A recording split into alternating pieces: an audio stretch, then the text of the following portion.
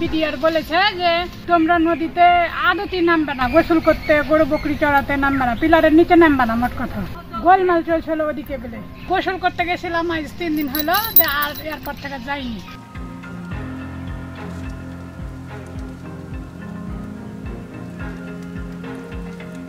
ভারতের আদমপুর ক্যাম্পের যারা পোস্টে থাকেন বিজেপি বিএ সাহেব, তারা মরিচার বাংকারে বাংকার করেছে আর কি, বাংকার বানাইছে।